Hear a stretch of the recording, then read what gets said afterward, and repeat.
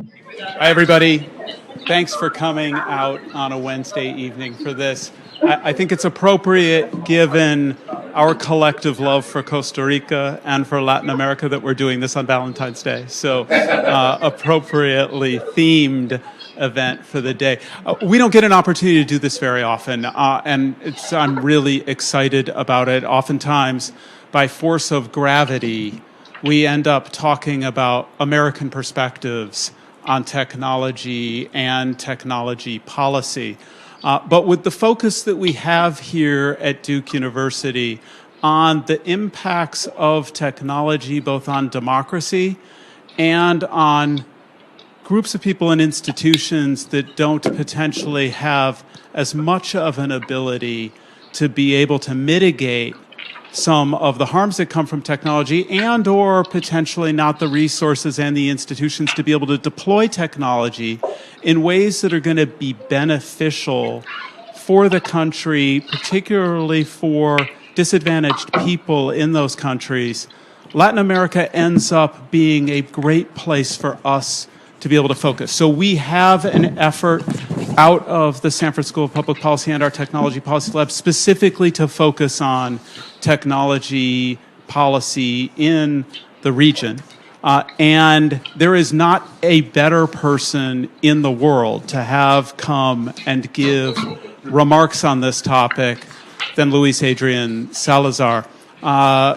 Luis was the Minister of Science, Technology, and Telecommunications for Costa Rica from 2018 until 2021, during which time he oversaw the development and ratification of their digital engagement strategy for the country. Prior to that, he was the Vice Minister of Science and Technology. He has been a university professor, particularly at the University Latino, which Duke is honored to have a relationship with and to be advancing cybersecurity capacity building with.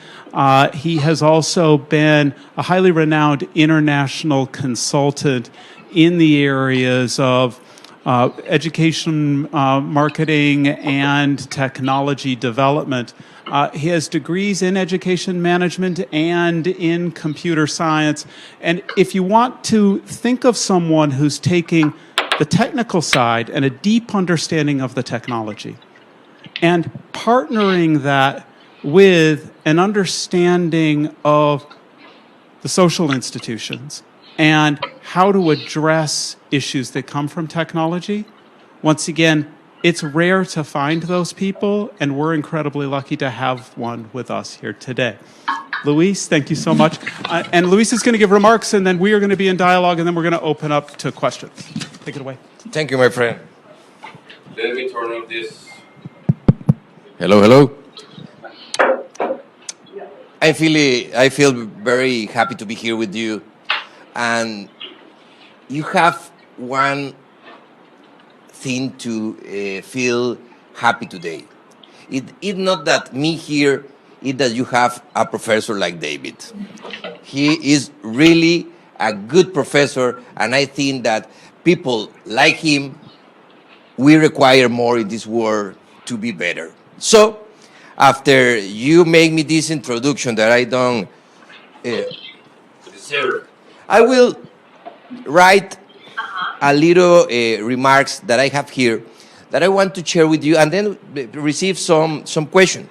However, the last days I was writing about the emerging technology, thinking about the perspective and global vision, because we live in a world with, at this time, is not fragmented, that is in the cyberspace. However, in a few time, I think that a lot of issues, especially geopolitical issues, going to happen in the cyberspace and will change. And the second thing, before to start to read this that I write for you, it's that I think that if you want to make the change, if you want to be change agent, you have to think about that the people have to be in the center of all of that we are living. We are not living in a digital transformation. We are living in a new era, the era of artificial intelligence, of disruptive technologies, and in the center of all must to be the human being. Effectively, the private sector, all the enterprise, the entrepreneurship are so important. However, if we don't achieve to welfare to the people, we are in the wrong way. So I write this a few words for you. From prehistory, excuse me for my strong accent, however, my accent is from Costa Rica, and you know that here we have people from Costa Rica, and you know that we pronounce the R so strong. When you're going to Costa Rica to visit, you're going to see that everybody going to say you pura vida, that is pure life, and when you talk about something, you're going to listen the sound of R too strong. Cierto, Paulo? Yeah. Paulo is from Costa Rica. It's okay. From prehistoric, which end with the appearance of writing, through the Asian Age with the fall of the Roman Empire, the Middle Age with the discovery of the American, the Modern Age with the French Revolution, and up to the contemporary age, three important elements have been constant: the existence of empire, the appearance of new technologies, and the interaction between people. But furthermore of that are one thing that has been transversal along the history, and is the desire for control and for have the power. And in the cyberspace are increasing all of the desire for different geopolitical things that we're going to talk about. To date, it's evident these elements are happening, but with substantive difference. Technology are advancing at a speed never seen before, and it are happening parallel in a reality that extend beyond the physical world to completely virtualize one. And this virtual work, is in the constant expansion, where it's not yet under the absolute control of anyone for a while, and where new age of history is beginning.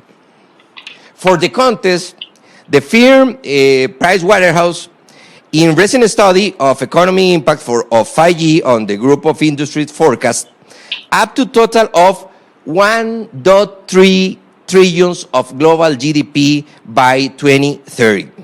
The website Statista determined that the most pessimistic scenario to 2030, a market of metaverso going to be around 1.9 trillions of dollars in the metaverse. In addition, Canalys study estimates 2023.8 billions in cybersecurity investment the last year.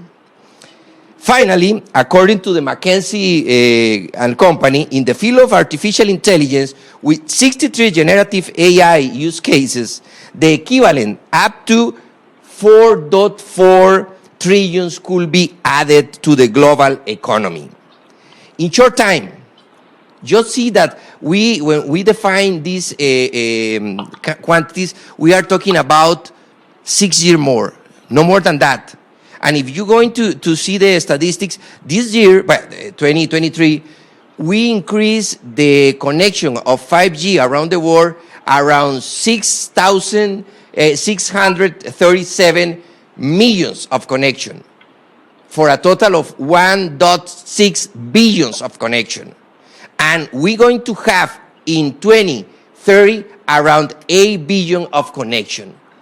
We're going to have two realities: the physical reality and the parallel reality, where we're going to interact with other people, we're going to make negotiation with other people, but the most important thing, where the people have to develop and where the people are going to have the new opportunities. So this is the reason that we need to be understanding what is the role of public policy in the new era, the era of artificial intelligence. In August 2021, I published an article entitled A New Digital Development Model, in which I refer to the importance of 5G technologies, AI, and cybersecurity to achieve a system of evolution of country basis on knowledge and innovation, and the adoption of technologies that promote inclusive and equitable behavior. At that time, these technologies were in incremental stage of evolution 2 or 3 years ago. But today, a little more than 2 years later, the impact on the humanity and its future are immensely more tangible and are laying the foundation of the new era based on data, algorithms, and digital systems. The quick and strong change of circumstance introduced the following question.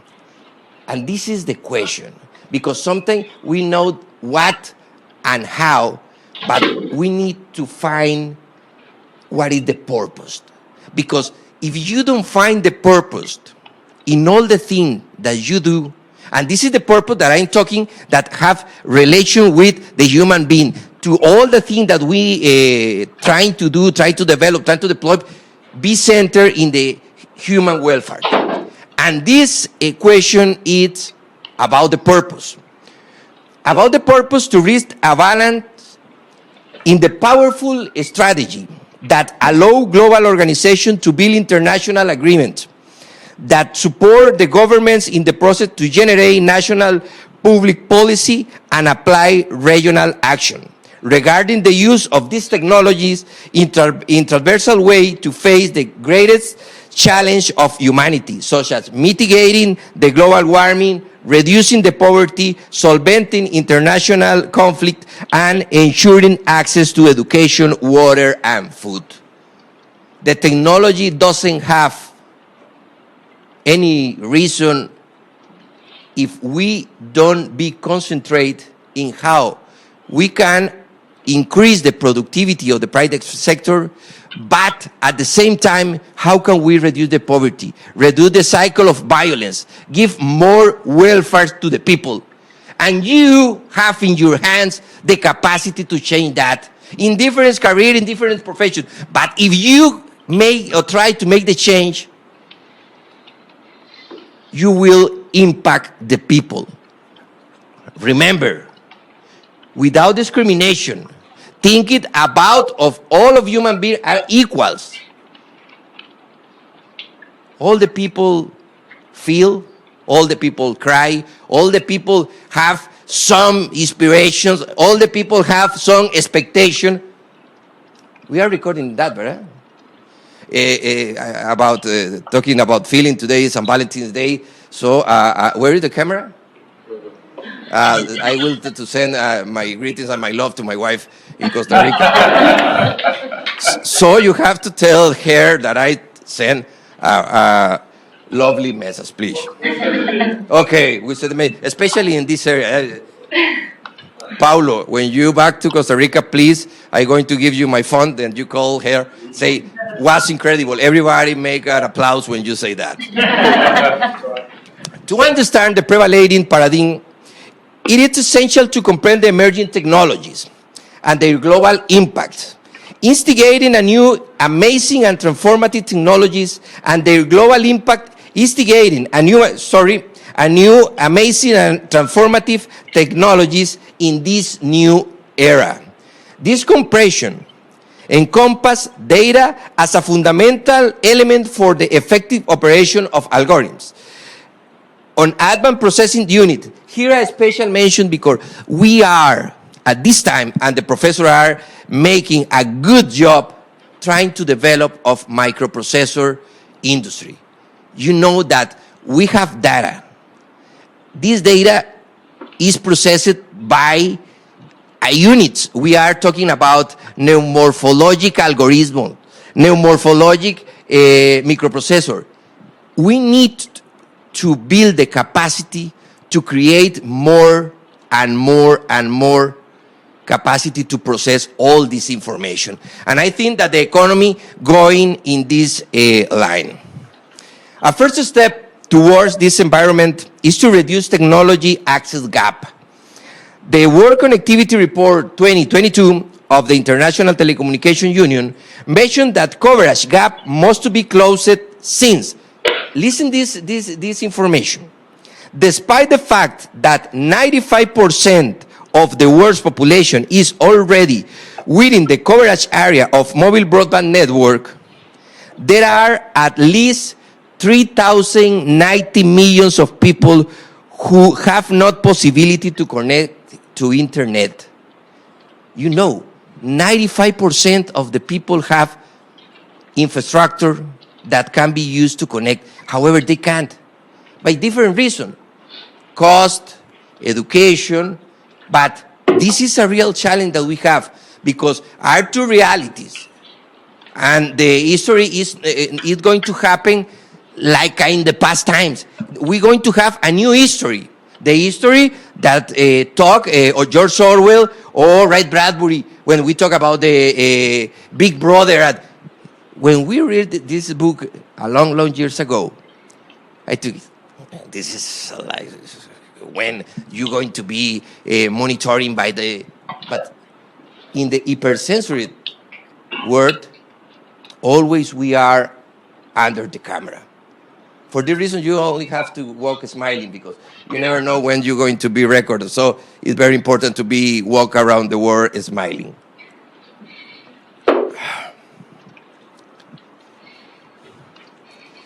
Okay.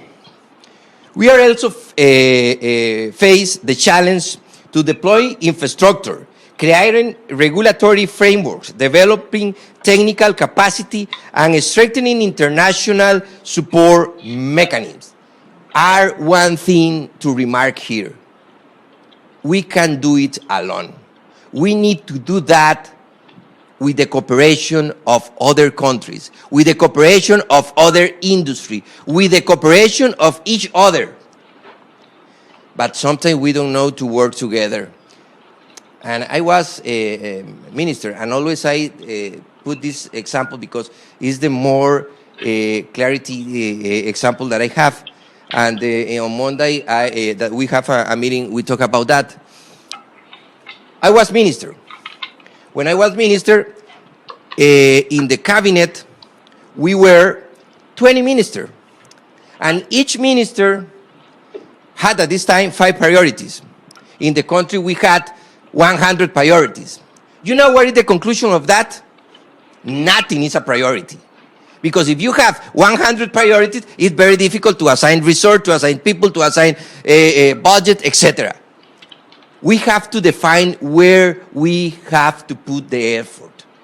And remember, now the technology is a transversal area. No, it's just to talk about artificial intelligence or cybersecurity or cloud. We are talking about the future of the human beings. We are talking about the future of development of the countries.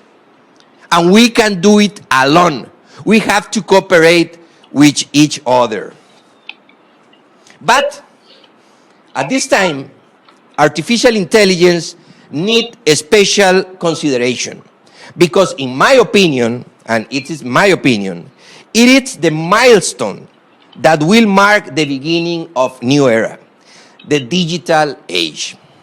Its current exponential advance, full of hypotheses and speculation and inclusive conspiration of all kinds, has created a challenge for the humanity, an unprecedented and global competition to control its development, enhancing its benefit, reducing its risk, and avoid, listen that, the displacement of human beings. Also, the existence of AIs many years ago, the massification of ChatGPT in 2022, came to rush the world in a recent month with surprising political force, technical development, and incremental investment. If you go to any enterprise and you say, what is your plan, the technological plan for the next year? We're going to invest in artificial intelligence. Because artificial intelligence is artificial intelligence. and we are working the strategy to the strategy for the strategy. But they don't have, no, it's real. I'm an advisor of a lot of enterprise, and they have a lot of strategies, and they talk about all of these things, but they don't really know where have to put the effort. How can we transform the technology, the different business, the different reality that you are living? Because here are a different thing. You are people who have had the opportunity to study, to go to the university, but some people in the world don't have this opportunity. And when we talk about some people, we are talking about poor countries that need help, poor children that don't have had the opportunity to use a computer or inclusive a phone. And we have to think that we have a privileged position. However, it's mandatory that we help to these people, and again, to working in the order to help to each other.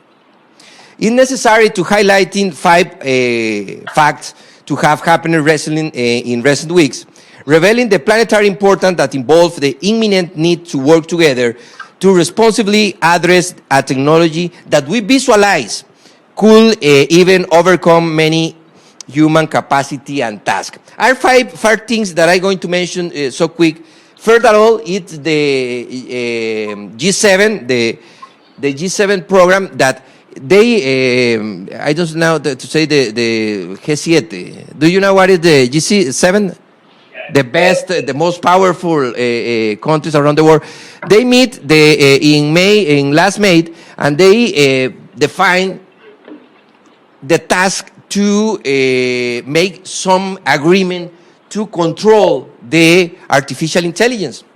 And in November, they worked together and could make a document to identify, evaluate, and mitigate the risks throughout the artificial intelligence life cycle, considering, among other things, information sharing, risk management, development of standards and techniques, identification of vulnerabilities, as well as adequate protection of data of intellectual property.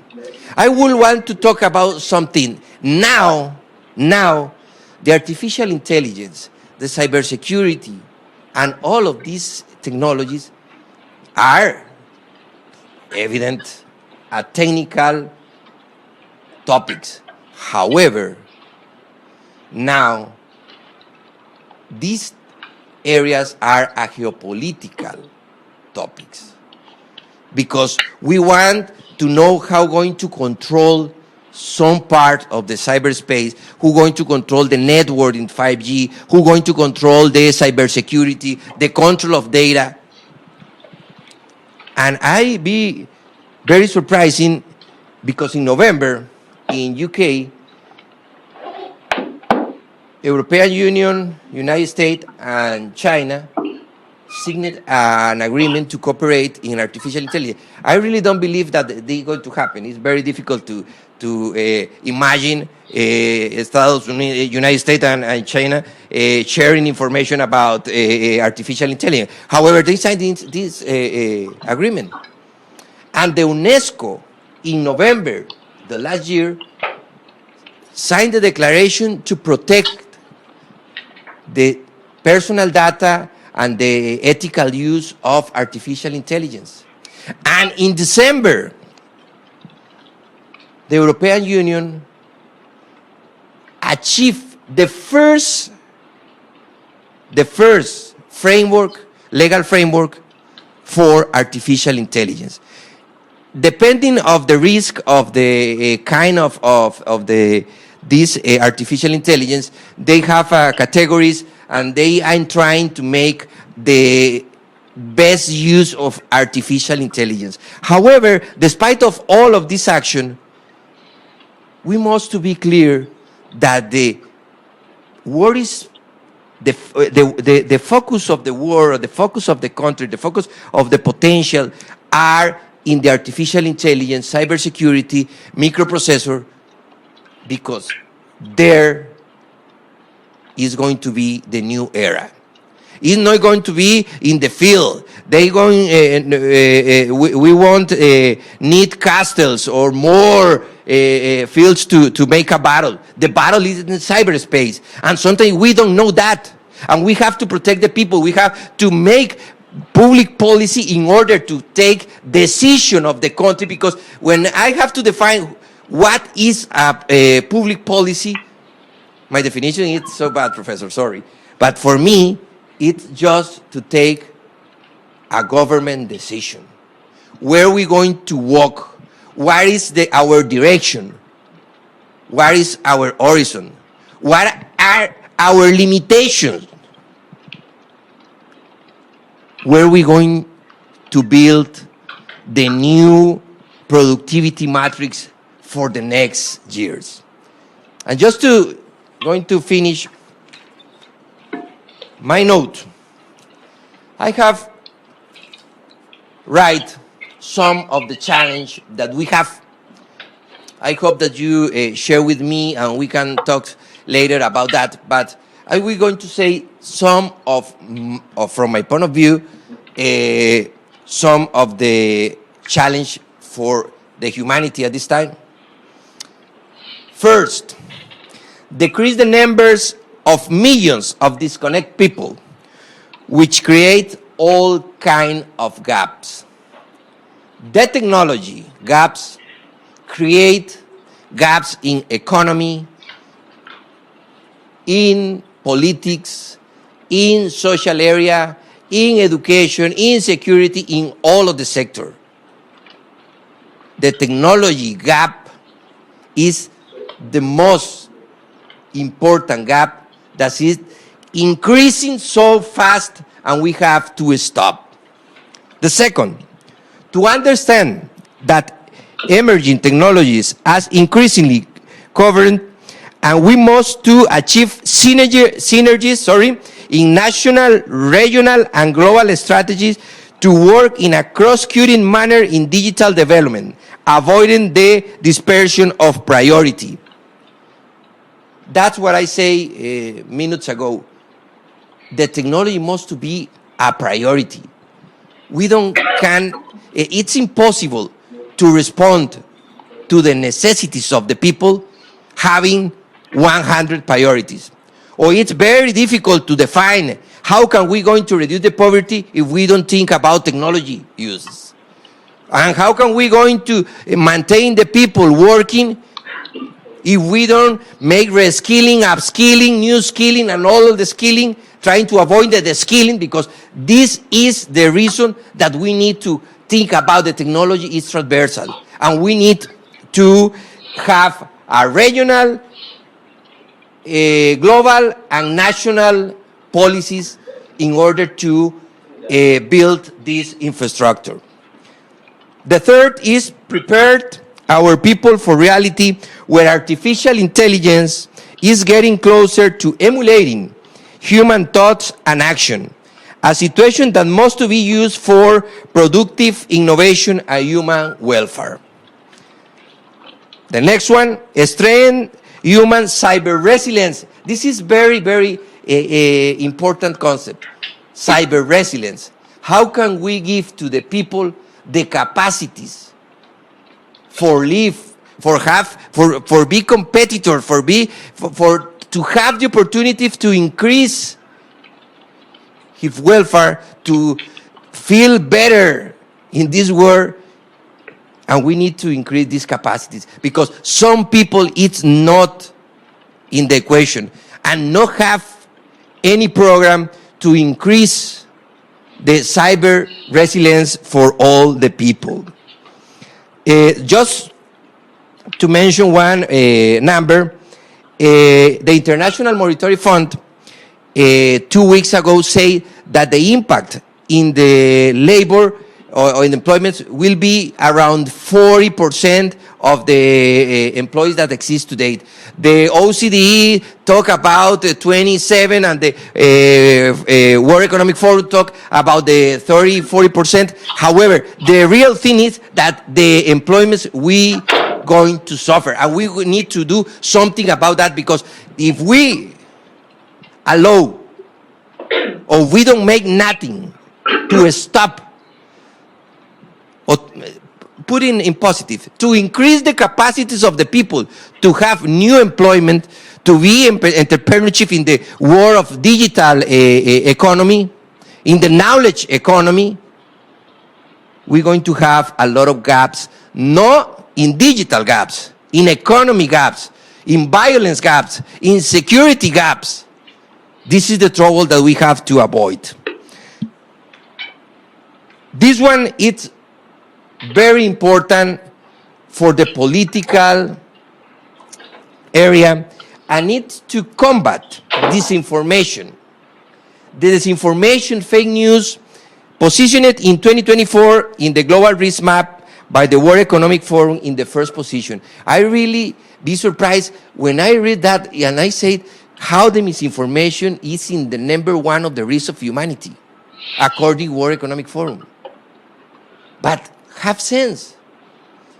If we move all the political structure, we can be in the capacity to move whatever you want. If you give the power to the people who use fake news, misinformation, to try to micro-precision, modify the cognitive conduct, we are using the technology for move the people like a moped. And we can be mopeds. We can, and we want to be change agents. So, a strength cooperation framework at all levels, from territories to global organization, prepare for permanent technology adoption in the new technologies, especially those related, it's important, with quantum computing, 6G, and satellite connectivity. I think that this, something we see so far, these technologies, but these technologies are happening now, and when they come to have incident in our life, going to be so fast, more fast than the artificial intelligence. And I think that the quantum computing and satellite connectivity must be in the radar. The challenge are complex and fascinating. We stand at the interaction of the history, writing the most significant page of a new era, with the determination driven by result, commitment to increase human knowledge and welfare. We must remain in the mindful of the inherent risks and opportunities of emerging technologies. However, our wandering focus on ethics, collaboration, global cooperation, and above all, building a high-impact solution that enhance the well-being of all the people in a digital, hyper-connected world with equity, access, equality, and purpose-driven convivence. At this time, you have the power in your hands. The history of the people are calling you. And it's not a poet. It's not just to say a poem here and to talk and make a speech talking about technology, political. No.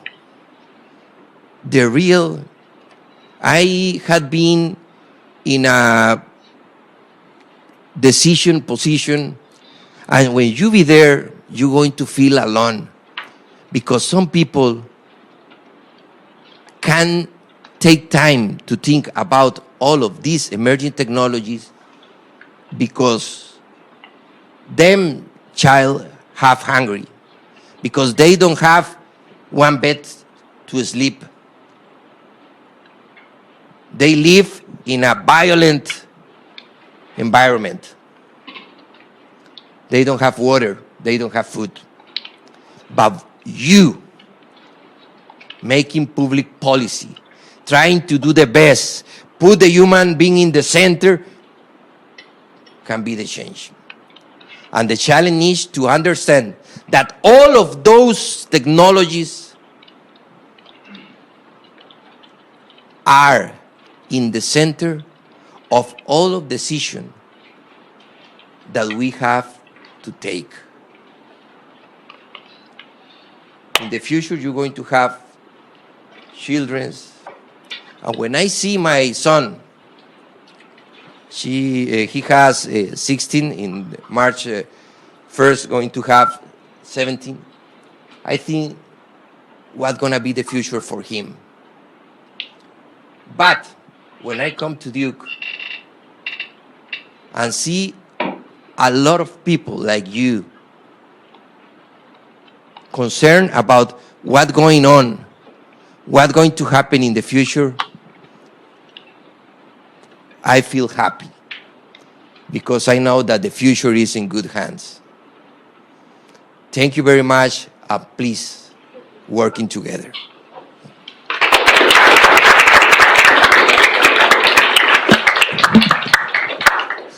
Yes. But I need that water. Well, I'll talk for a long time. So a number of concepts there that I want to highlight, and then I'm just going to ask one question, and then I want to open up quickly for questions from the audience. So you talked about public policy meeting the ability to take a decision, which I think is really important, and people don't get that framed enough, about thinking about what that actually means when you're doing that. And you then talked about the need for connectivity. And I know the number of decisions that you needed to take as a minister that were important in the prioritization of connectivity, particularly to have the people at the center of those decisions. And I am going to get to my question. I'm getting there.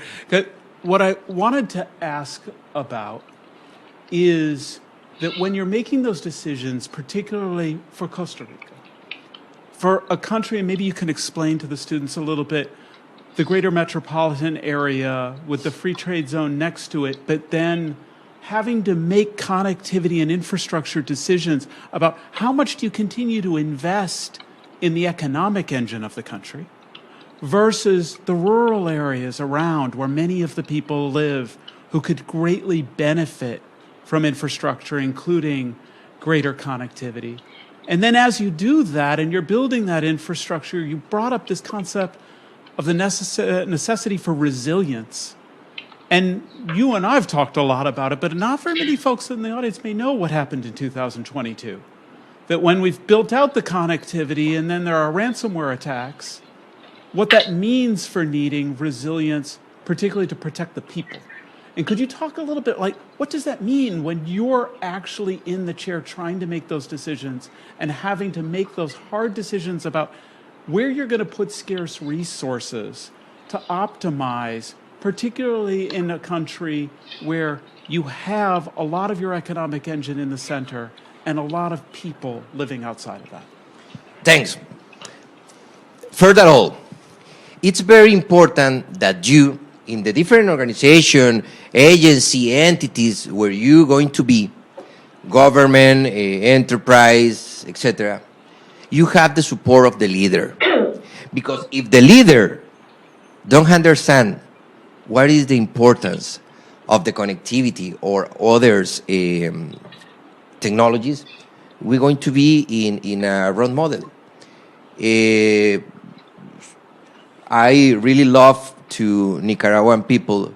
However, we have a border with Nicaragua. I really love the Nicaraguan people. However, the president there is a dictator. He's a dictator.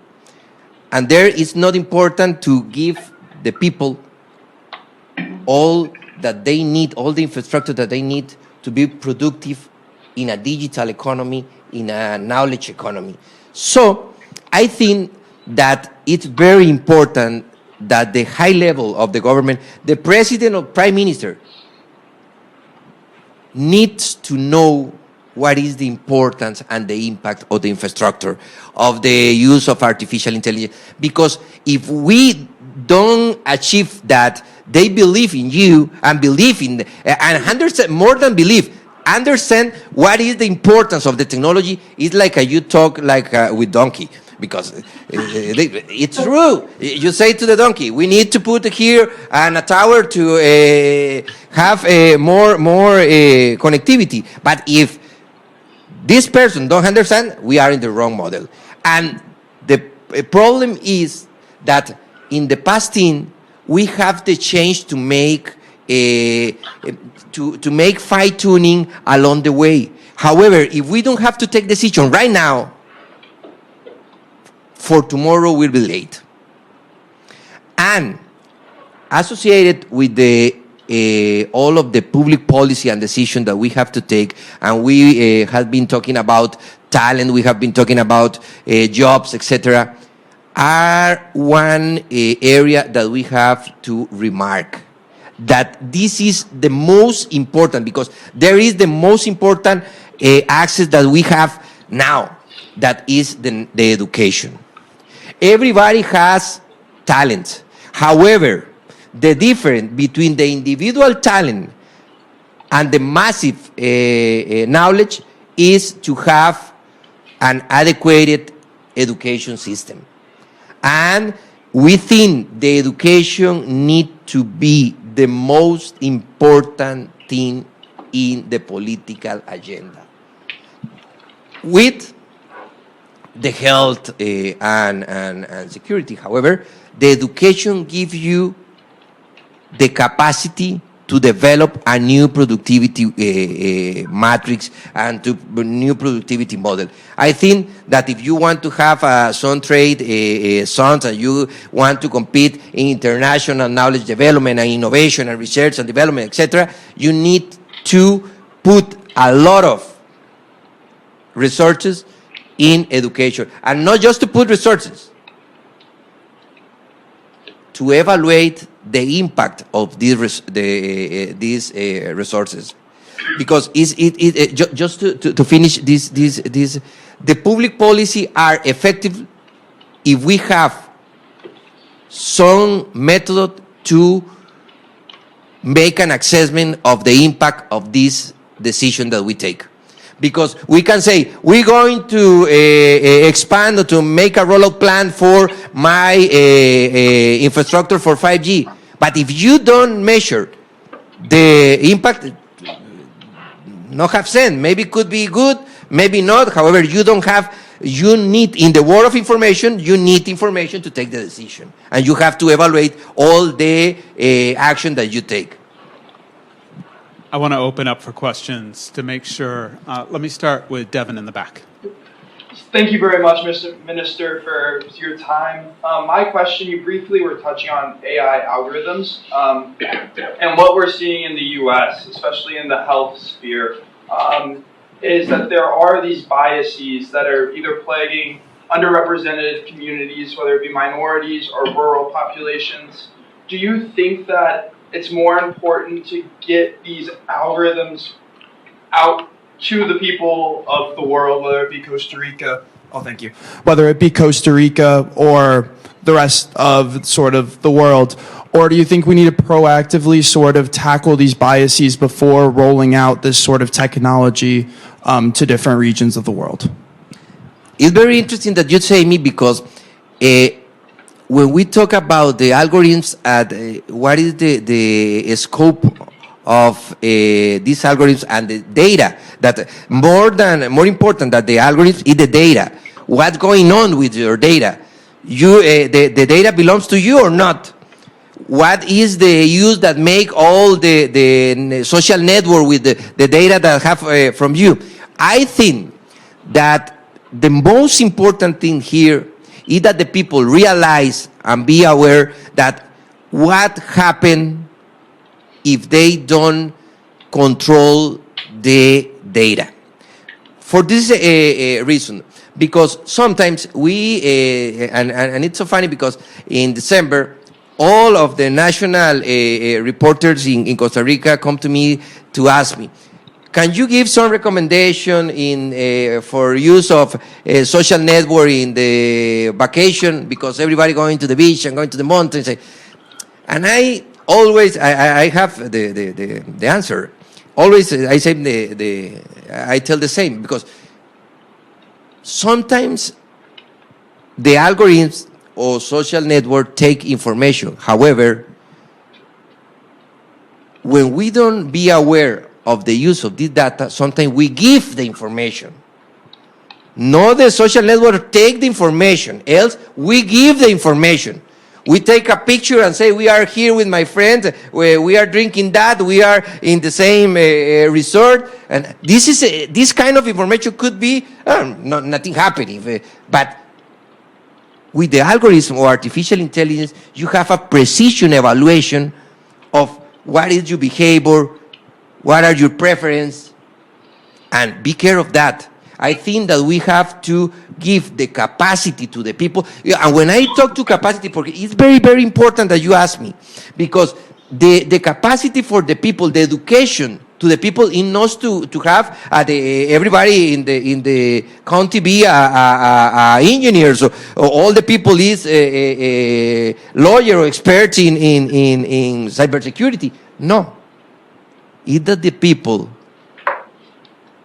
learn to live in an immersed world, because every day the limit, the border between the digital world and the physical world, it's very difficult to say here is the limit, because sometimes here you are listen to me and maybe send a message and maybe check on the email. We are living in a parallel world or not. So this is the important that the people have aware of what the data represent for you and for the economy and for all of the rest of the enterprise. Thinking about that, one of the most important is the data protection, and all the people be aware of data protection issues, because remember that some big cyber attacks occur just to link a click in some message platform or something like that. So you have to be careful, because are some element that you be insignificant could make the difference. Thank you very much. You. Well, thank you, sir, for your time here. Wait for the mic. Oh, sorry. Thanks. Well, thank you, Minister, for a very inspiring, motivating talk. And I guess my question is, you mentioned the importance of collaboration between various governments, because we need to all work towards reaching our future. But the sad reality is that cyberspace will be the place where warfare will take place. Technological edge is what each country is looking for. So given that all these countries have incentives to not collaborate with each other, not share information, how can governments and people in power, overcome these problems so that we can all collaborate? The first is that the people who have more knowledge in the cyberspace world help the people who don't have this knowledge. And it's not to be an engineer. It's just to be the son. I have a cousin with 3 years that manipulate a tablet better than me. And I'm not. I was minister. However, I have a lot of problems with technology sometimes. I try to make a reservation for Uber tomorrow to the airport, and I have to call my son because I couldn't. However, we need to have, we talk about the ADN of the countries. The ADN of the countries, it's like most deeply areas where independent of who is in the government will be a driver for the government of one country. For example, in my country, we don't have army. Costa Rica don't have army. For us, our ADN, and Paulo can support me in that, for in our ADN, it's very important to invest in education than army. Our democracy is in the ADN of our veins, because for us the democracy is the most important thing, and we respect one result in the election could be the difference of one vote. However, we don't go to make any troubles of complaints about that, because in our ADN, the democracy, the health, the overall the social security, and the education are in our ADN. However, at this time, we need to include in our ADN of all of the countries the understanding of that the technology is not just a device, is not just a code. It's the era of technology. And if we don't incorporate that in the ADN, thinking about agriculture, thinking about economy, thinking about textile sector, we will have a lot of trouble. So my response to you is that all of the effort begin by you. Start with you. And the idea is to try to extend this aware, and you are the point where all are going to start. Because here are around 50 or 60 persons. We have 50 different points we're going to start the change that we are living. Because sometimes we say, the future, and it's a mistake. A lot of time we think about, in the future we have to defend the human rights in the cyberspace. That's okay, but one question. When is the future? When is the future for AI? When is the future for cybersecurity? In Costa Rica, we suffer a tremendous attack in the early 2022. And the future is now. We can take decision now. We have to convince the government now. Else, we're going to suffer the decadency of understanding of what is going on. And we have to avoid that. Yes, sir. Hi, thank you for your time today. You talked earlier, or briefly mentioned, about putting education at the center of forward-thinking policy, and I'm glad you brought that up. It's something that, of a mindset we definitely need to adopt on a broader thinking scale more.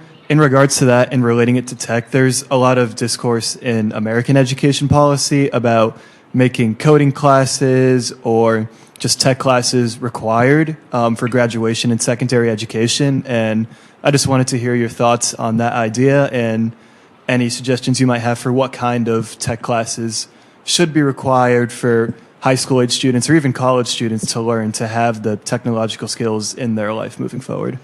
My recommendation are, one, we have to learn to work together. We have to learn to solvent troubles. We have to solvent problems. And the third is we have to adopt technology at the right time. We need an education more innovative, more dynamic, but sometimes it's very difficult because when you talk about the education, sometimes you don't think about the student. In the early years, you talk about the teachers, you talk about the schools, but it's necessary that we have a lot of infrastructure to receive education. Could be if we are in Duke, but could be very difficult if we are in the center of Afghanistan, of Syria, of in the center of the desert of Sahara.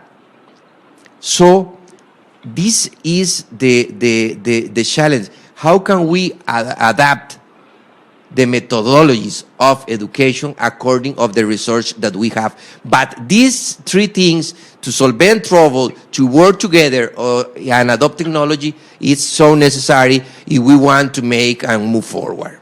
I just want to add something onto that, which is I have been amazed when I've been down in Costa Rica. I've asked similar questions to what Ethan asked, and the response I uniformly hear is exactly the response that you gave, and is often summed up as saying we need to focus on critical thinking skills and having people have an entrepreneurial mindset to solving problems instead of any of the specific technology pieces of education. And the idea being that will come later.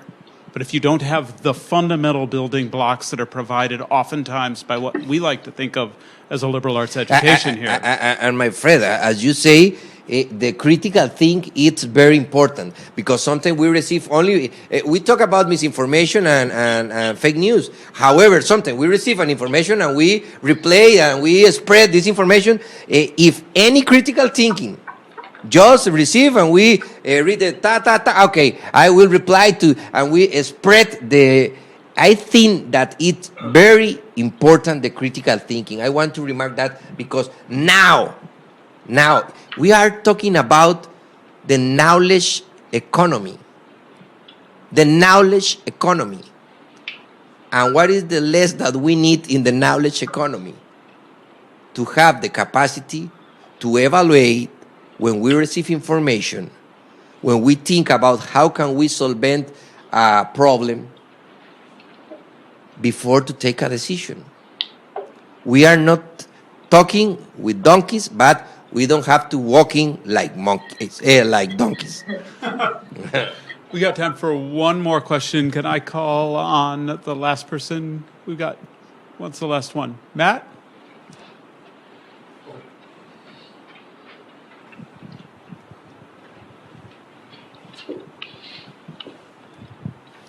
Hello, Minister. Great Hello. talk.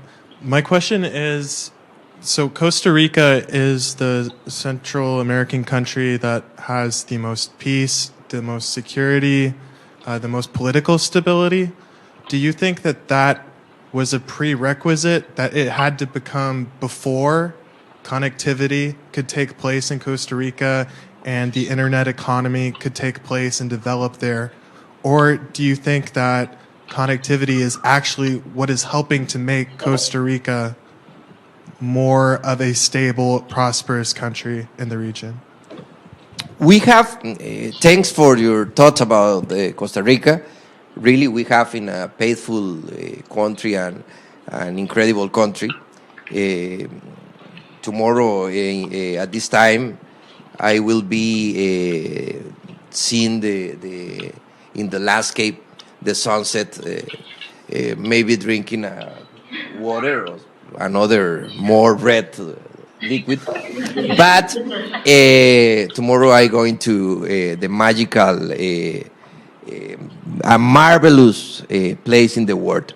But your question is, more than connectivity, our best decision in the life is to give the preponderance for the education. Because when you have connectivity in Costa Rica, we have some challenge in fiber optics and all of this infrastructure. We are not yet in the 5G. We have a coverage of the penetration of cellular in 4G is 150%. For each tico or costarricense, you know that in Costa Rica, or everybody say that we are tico, and we always say pura vida. Sorry, my wife is calling me to say me happy Valentine's Day. But we have a great penetration of mobiles. We have around 1.5 cellular per person, so it is a lot, and the 90% of the people can connect to the internet using the cell phone, and we have a micropayment system for all, that you can pay for the people to make the delivery of the pizza, or you can pay for the men who watch the car. It's you can make this. This is a great opportunity and great trofeo that we have, that in all of the history, the adoption of technology in Costa Rica had been a success, but we have a lot of challenge, because even you are in the right way, every day you need more and more and more and more, and be more efficient. You need to be to try to move forward with more speed, and for us it's very important to increase the capacity to communicate, because if you don't have communication, if you don't have connectivity, in case of do you have a pandemic, you can have a extremely gap of education, and it will have repercussion in the short future, and we have to put attention there. But I want to make a question. May I? If anyone want to answer me, what do you think about that I told you today? You can say that I am a liar, it doesn't matter. But I would like to listen from you. What do you think about that I told you today? Let's wait for... Be honest. Hi, thank you for your time, Minister. What's your name? Liz Sparacino. Alice. Yeah. I thought a really interesting key point that was evident in all your answers to the various questions and points that you drove was just about how the issues that we're talking about, we so often get lost in the issue itself, when really the issue is about welfare of people and the well-being of people, and keeping that at the center of both how we think about policy and the policies that we create, as well as how we think about emerging technologies. I think we often get caught up in how emerging technologies might harm people, but you brought up a lot of really critical points about how emerging technologies might help people in poverty or who are experiencing violence, and I thought that was a really big overall takeaway for me. Thank you. Thank you very much. I think that was the exact same as my major takeaway. I also would say that when you're putting people at the center, what's really important is that you've gotten to know the people, which means you have to travel, you have to get out, you have to meet new people. When you go to travel to a country, you don't just go to the beach resort, which are beautiful in Costa Rica, but go and experience a lot of the country and meet a lot of the people and talk to the people about their interests and what they're doing and understanding how they're living their lives. As I've gotten the opportunity to do that in Costa Rica, I have been amazed at where the public policy decisions that you took, the tremendous benefits that they have provided for people's lives, and the foundation that they built in line with Matt's question. Thank you so much for what you did for Costa Rica, and thank you so much for coming here, Luis. I feel like in my home, but I want to request you something. I prefer that all I ask to the public, and then I would like to make a favor for me. I would like to take a picture with all of them, because they are energy, and I need to recharge of energy in order to still speaking with passion, trying to feel that we need to work together. And I want to take a picture with all of them. I don't know if they want. We will do that. I'll take the photo first, though. Round of applause.